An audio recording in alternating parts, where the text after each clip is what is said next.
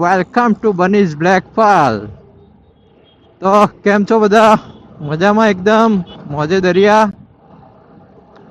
બસ આપણે જો કોર્પોરેટ મજૂરીમાંથી નીકળી ગયા છીએ અત્યારે અને ઘર તરફ પ્રયાણ કરી રહ્યા છીએ. તો પછી બનાવી દઈએ એક મસ્ત મજાનો બ્લોગ. યા તો બોલો કેવો રહ્યો આજનો દિવસ તમારો બધાનો? કમેન્ટ સેક્શનમાં જણાવો. એ બસ તો આ બ્લોગિંગ નું આમ શરૂઆત એમનેમ કરી હતી પણ હવે મજા આવે છે ભાઈ. બોલ એકદમ મને તો મિત્રો તમે આ જોઈ શકો છો શ્રી BAPS સ્વામિનારાયણ મંદિર. જય સ્વામિનારાયણ. હું આ મંદિર જોડે ખાસા વર્ષોથી કનેક્ટેડ છું. ડેલી હું આમ છે ને આંટી ઉભા રહેજો. હા તો હું સ્વામિનારાયણ સંપ્રદાયમાં BAPSમાં માનું છું. આપણે આમ બધા ભગવાન બધા માનીએ પણ હું આ સંપ્રદાય સાથે સારી રીતે કનેક્ટેડ છું. હું ડેલી સભામાં જવાનું અને આમાંથી હું ઘણું બધું આપણને શીખવા મળે છે. ઘણું બધું એવું છે એટલે આપણે થોડું આપણું નેચર બી એવું સોફ્ટ છે. લેંગ્વેજ બી બોલવા ચાલવાનું થોડું આમ એવું જ છે કે ભાઈ આમ શું કહેવાય સાધુ સંત ટાઈપનું બોલવાનું હોય ને એ રીતના આપણી જ છે. ચાલે છે. આવું છે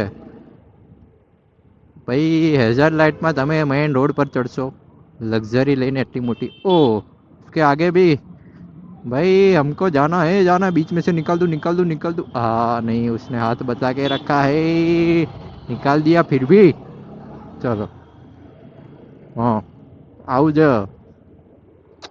બીજું તો બોલો. ભાગ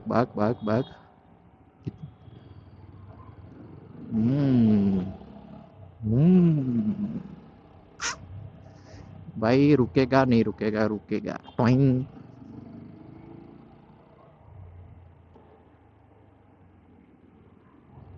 टोइंग. कचरा नहीं डालने का रोड पे. रोड ઉપર કચરો નાખે છે લો. Zero civic sense guys, zero civic sense. આજકાલ આ બહુ વાયરલ થયું છે નહીં, ઝીરો સિવિક સેન્સ. ઓકે આમ બરોબર છે પણ લોકોએ ખોટું વધારે પડતું જ હાઈપ એની ઉડાઈ મારી છે ઝીરો સિવિક સેન્સ ના નામ. મારામાં તો એક રીલ આવી હતી ઇન્સ્ટાગ્રામમાં. રીલમાં એક ભાઈ ખબર નહીં મુંબઈની હતી. મુંબઈ તો ટ્રેનની આગળ ઊભા રહીને પછી પાસે વિડીયો બનાવતા હતા. ઉભા રહો અંકલ સોરી.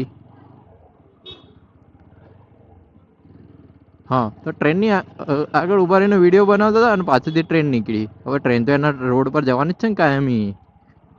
તો ભાઈ કે ઝીરો સિવિક સેન્સ. જો કે એ ફની પર્પઝથી હતો એમનો, કોઈ સિરિયસ પર્પઝ નહોતો. બસ લોકોને હસાવવા માટે ના તે. જો ભાઈ કટ્ટા ખાલી થઈ રહ્યા છે માધુપુરા માર્કેટની અંદર. रॉन्ग साइड अपनी साइड पे चलो ना बाबा. काहे रॉन्ग साइड, वो भी छोटी बच्ची को लेके. ओ भाई તો ભાઈ આ બ્લોગ તો બહુ લાંબો મોટો બનવાનો છે.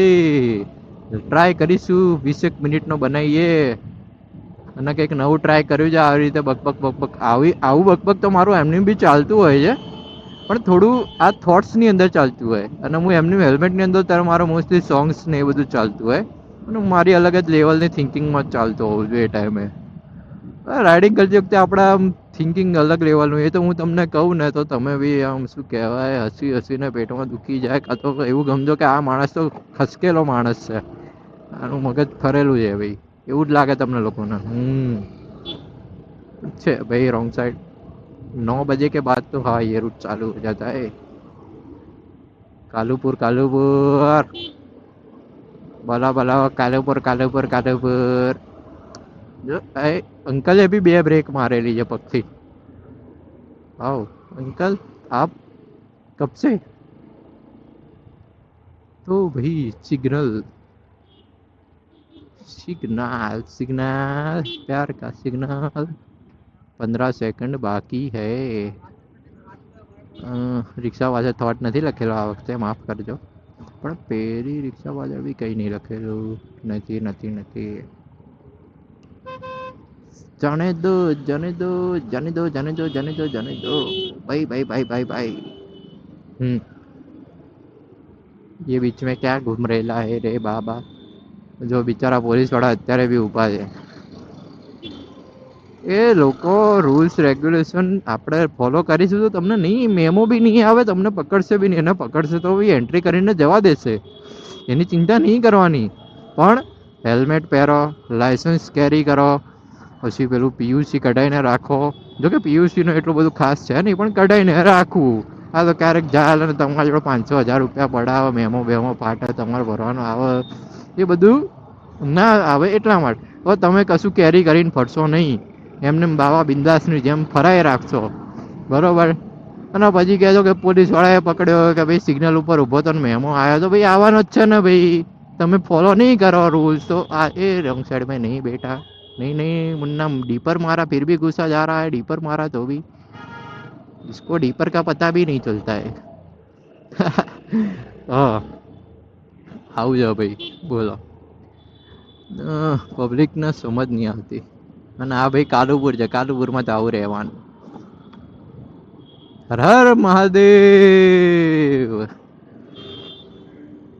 છે ને ભાઈ. પબ્લિકના ટ્રેનો બધી ટ્રાવેલ કરતી જ રહેતી હોય છે. પબ્લિક કરતા રહેવું જોઈએ ટ્રાવેલ, બરોબર છે. તમારું વ્હીકલ નહીં, તમે બસમાં ટ્રાવેલ કરો, રેલવેમાં ટ્રાવેલ કરો, પણ ટ્રાવેલ કરો બોસ. એમાંથી તમને ઘણું બધું શીખવા મળશે.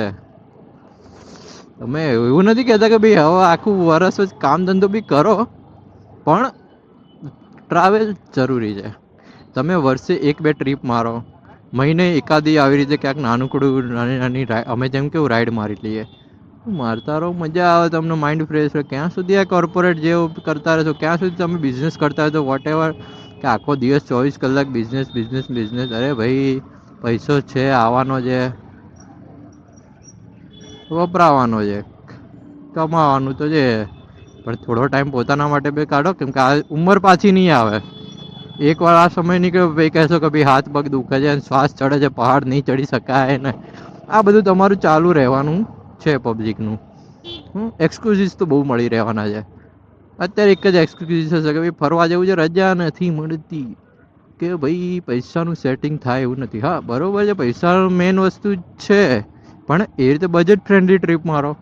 કોણ કહે છે કે ભાઈ 50-50 હજાર ખર્ચો? એવું પણ ના કરશો, પણ થોડી ઘણું.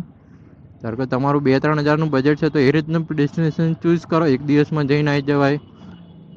બને ત્યાંથી બહાર હોટલોમાં ખાવા પીવાના ખર્ચા ને એ બધું ઓછું રાખો. બજેટ ફ્રેન્ડલી બી ટ્રીપ મારી શકે, પણ મારો, એનાથી તમારું માઇન્ડ ફ્રેશ રહેશે, બરોબર છે. બાકી તો શું કહું, બીજું તો જ્ઞાન બહુ ના અપાય, નહીંતર કંટાળી જશો કે આ તો જ્ઞાની બાબા જે ભાઈ સભામાં ને એમાં જાય છે એટલે બહુ વધારે પડતું જ્ઞાન આપે છે. હું અહીંથી નિકાલ લઉં છું. યસ, अंडे का पंडा आऊं बताऊं तुम्हें अंडे का पंडा. भाई मैंने साइड लाइट बताई है, मुझे निकलने देना.